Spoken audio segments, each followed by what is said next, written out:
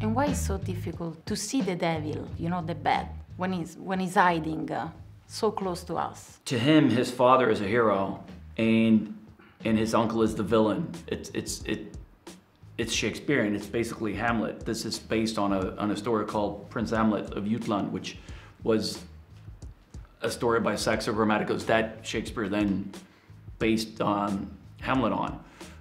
So the family dynamic is that, but what makes it complicated is that when, again, without trying to, no spoilers, but when he believes very strongly that he is the protagonist and he's gonna save his innocent mother from his evil uncle, and again, his father was a hero, and then when you find out that for the audience and for Hamlet that the truth is a bit more murky and complex than that, it shatters him. It shatters him because, again, like, it's easy when you feel like you're the good guy and the devil is back here, but then when you realize that maybe a part of the devil, or at least the shadow of the devil, is inside you, it's almost too much to comprehend for Hamlet. And that's what makes a character interesting to play. Mm-hmm. Yeah. Even if it's the protagonist of a big adventure movie like The Northman, if you play it easily becomes a cliche if you just play the good guy or the bad guy. What makes a character grounded and real and interesting is that dichotomy, that you have the two sides and that there's darkness and light within each and every one of us, and that it's a constant battle between the two. Because if you don't have that, it's going to be just nothing. It's not very interesting. Can you compare this movie to a survival experience? Well, I don't want to exaggerate how difficult it was to shoot. So I wouldn't say it was 7 months of trying to survive, but it was by far the most demanding and physical shoot I've ever been on. As you can see in the movie, all the big action scenes are shot with one camera, one continuous shot. So you have to do the whole thing over and over again. You can't, on almost all other action movies, you do bits and pieces. You shoot a little bit and then you can relax and then you do another one. We had to do, for example, the big raid in the beginning of the movie. We had to do that, I believe, 26 times. And you're doing it once, it's like you're so tired.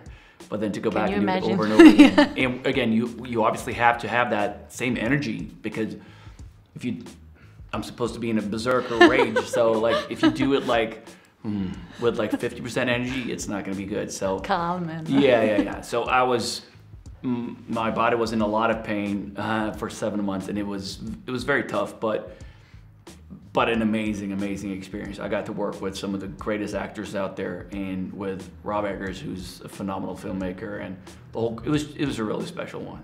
There are some very long takes inside the movie, and it seems like you want to put the audience inside that particular moment or that particular scene.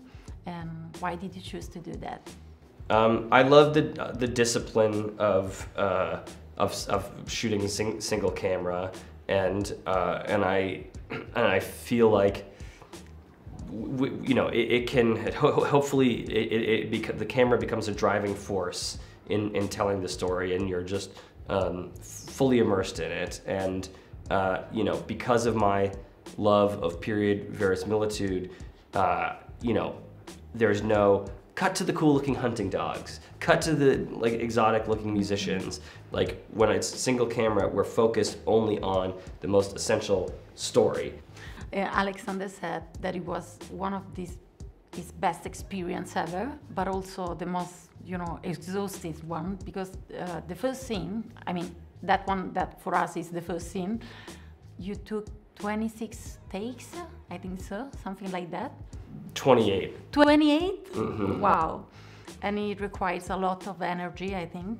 And Yeah. it was exhausting for him, but also very beautiful. So how did you manage all the emotion and all the, you know, the energy of the actors inside the set? Everybody understood that this was not a normal situation, and so I think that people like were impassioned to get it right. And look, sometimes Alex wanted to kill me. I mean, when when he fights this undead Viking, he was really frustrated, and he said something to me like halfway through all the takes, like, look, you know, these are stunts. I can't do this that many times, like it, you know. But by the end, you know, he asked for 2 more takes because he wanted to get it better, you know. So you were right. no, but it's just, I think my point is that, like, even though it wasn't easy, nothing good aside from making coffee is easy. And even making coffee. Trust me, I'm Italian, I know very well. So, just a curiosity, I saw a reference to Game of Thrones. Do you know the character of Arya Stark? I don't know Game of Thrones, but do tell me.